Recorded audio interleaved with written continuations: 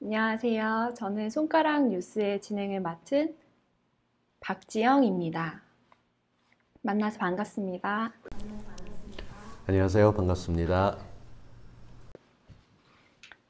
인터넷 뉴스를 봤는데요. 요즘 경찰이 머그샷, 미국에서 하던 방식처럼 한국에서도 머그샷 촬영을 한다는 발표를 했는데요. 아마 고유정 피의자가 얼굴을 가리면서 다녀서 그에 대해서 검토를 하는 것 같습니다. 맞나요? 김 대리는 빠져도 될 것 같아. 혹시 배제? 이건 내가 마무리할게. 지금 변제?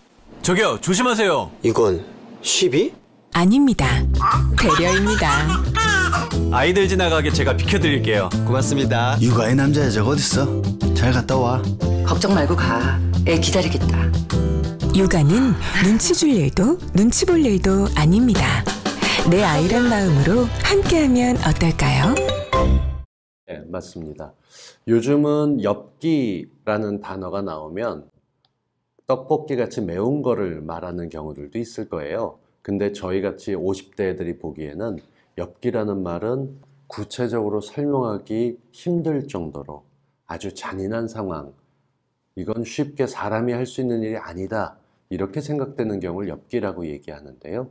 지금 이 고유정이라는 사람이 저질렀던 범죄를 보면서 우리나라도 체계적으로 좀 관리해야 될 필요가 있다라고 얘기하면서 미국 영화를 통해서 많이 나왔던 것처럼 범인의 얼굴을 머리카락으로 감추거나 혹은 고개를 숙이거나 할 것 없이 제대로 키까지 표시되고 정면, 측면 이렇게 찍는 머그샷을 도입해야 되는 거 아니냐, 국민적인 요청이 많다 보니까 전에는 인권을 생각해서 범죄자도 그 죄를 지으면 다시 사용을 할 수 있게 지원해 줘야 되지만 지금은 그거보다 범죄가 워낙 잔혹하기 때문에 이런 기록을 남겨서 공개해야겠다, 이런 의미들이 더 크게 작용하고 있는 것 같습니다.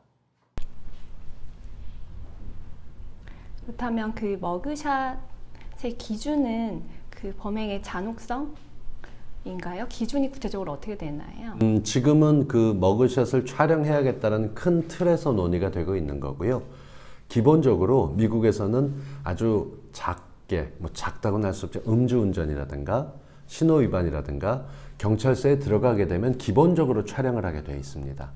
그리고 그게 그 범죄 사실이 거의 다 입증이 돼서 범인이 뒤바뀔 염려가 없다고 하게 되면 그게 공개가 되기도 하죠. 요즘은 기술적으로 어렵지 않기 때문에 이걸 촬영해서 하는 것들이 나가게 될 것이고요. 잔혹범, 그러니까 고유정처럼 굉장히 심각한 엽기적인 범죄를 저지른 사람의 경우는 당연히 공개될 때 저희가 누가 몰래 찍은 듯한, 밑에서 찍은 듯한 사진 느낌이 좀 다르잖아요.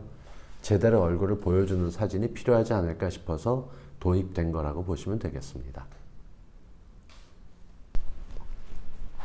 네, 그렇게 경찰이 얼마 전에 고유정이 이제 법원이나 경찰서 등 출석할 때 머리를 가린 것 때문에 커튼 머리라고 많은 사람들이 답답해했는데요.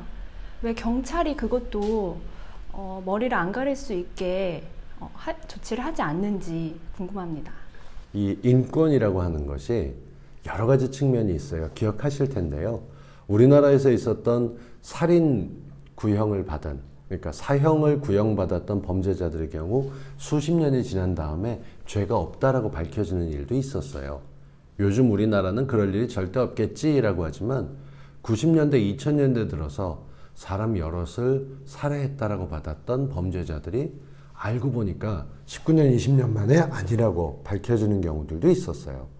이런 경우에는 그저 구속이 돼서 하는 게 아니라 사진이 공개되게 되면 제2, 제3의 피해가 있고, 또 우리나라 같은 경우는 가족들이 요즘 핵가족으로 나눠서 살고 있지만 누구네 집 아들 아니야, 누구네 집 딸 아니야, 누구 엄마 아니야, 누구 아빠 아니야 라고 얘기 나왔던 게, 고유정 같은 경우만 해도 아이가 있기 때문에 아이가 손가락질 받으면서 살인자의 자식이라는 얘기를 들으면 안 된다 하는 것 때문에 얼굴을 감추려 했지, 혼자라면 못 감출 이유가 없다라고 얘기를 하기도 했었어요.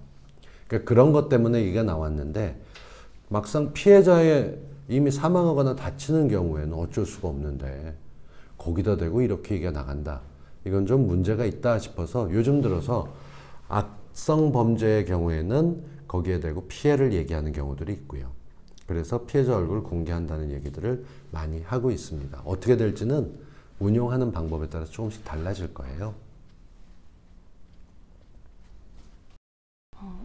살인자의 인권을 정말로 인정을 해줘야 되는 건지 잘 모르겠네요. 그 살인자의 얼굴을 공개하지 않는다면 나중에 우연히 마주칠지 모른다는 그런 불안감들이 있고 정말 그 인권을 인정을 해줘야 되는 건지 잘 모르겠어요. 확실한 범인이면은 말씀하신 게 맞아요. 제2, 제3의 피해가 일어나지 않게끔 해야 되는 것들이 있어요. 근데 어떤 법이든 어떤 제도든 완벽하지 않아요. 만약에 그 한 사람이 범인이 아닌데 범인으로 오해받아서 누명을 쓰게 되는 경우 아닌 게 밝혀져도 그 사람의 인생 자체가 망가지는 경우가 생겨요. 그러니까 사회가 성숙하게 되고 수사가 잘 이루어지고 법 질서에 대한 신뢰가 높아진다면 당연히 공개가 될 것이고요. 미국에서는 머그샷을 오래 모으다 보니까 누가 장관이 되거나 뭐 좋은 자리에 올라가게 되면 대학 시절에 찍었던 서로 물리적으로 술집 같은 데서 싸워서 찍었던 멍든 사진 혹은 술에 취해서 머리가 뻗친 사진 이런 게 공개되면서 웃음거리가 되기도 하지만 우리는 요즘 같은 경우는 이 피해를 막기 위해서 해야 된다는 거. 대한민국은 사실 전 세계가 부러워하는 치안이 좋은 나라입니다. 외국인들이 국내 와서 놀라는 건 밤에 해 떨어지고 이렇게 많은 음식점이 영업을 하고 있고 밤 12시에 동네 다녀도 안전한 나라다. 그래서 넘버원 이렇게 얘기를 하기도 합니다. 그렇지만 정작 잔혹한 범죄의 가해자들 그리고 범인으로 밝혀진 사람들, 처벌받은 사람들이 얼굴도 모른다고 하는 것은 논란의 여지가 있어서 이 부분은 분명히 이제부터 논의가 되면 적어도 한 10년 내에 어떻게 공개하는 게 맞겠다. 우리나라 풍토에 맞게끔 방법이 나올 거라 생각합니다.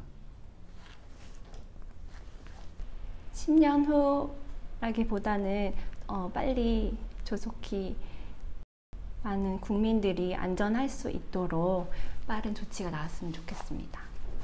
설명해 주셔서 감사드립니다. 하나만 더 말씀을 드릴게요. 이 머그샷 하다 보니까 요즘은 커피잔, 머그잔이라고 받침이 넓고 위에까지 큰 컵 같은 거 생각하시는 분들이 많아요. 용어는 같아요. 근데 그 머그에 아이들 사진을 집어넣는 것처럼 사실 머그는 찌그러진 얼굴이라는 예전에 한때 그 왜 우리도 사람 이름 부를 때 개똥이라고 부르던가 좀 낮춰서 오래 살라고 그렇게 이름을 좀 더럽게 지면은 병이 걸리지 않는다라고 얘기한 거 있었던 것처럼 예전에는 컵에다가 사람들 얼굴을 못생기게 그려놓는 장식이 유행했던 적이 있대요. 유럽에서.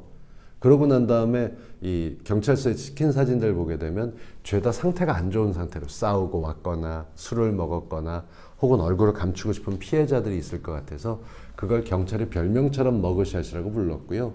그 인터넷에 보면 그 머그샷이란 말이 이 머그하고 의미가 같다 아니다 논쟁이 붙어서요. 혹시 우리 궁금하신 분들 계실까봐 단어도 같고요. 용어도 같지만 못생긴 얼굴을 부르는 말 했었을 때 머그샷이라고 하는 사진이었다는 것까지 참고로 알려드렸습니다. 저도 처음에 머그라는 의미를 잘 몰랐는데 설명해 주셔서 잘 알게 되었습니다. 오늘 손가락 뉴스 대화를 지금 나누고 있는데요. 너무 흥미로운 주제인 것 같고 구독과 좋아요 많이 눌러주시기 바랍니다. 손가락 뉴스 마치겠습니다. 감사합니다.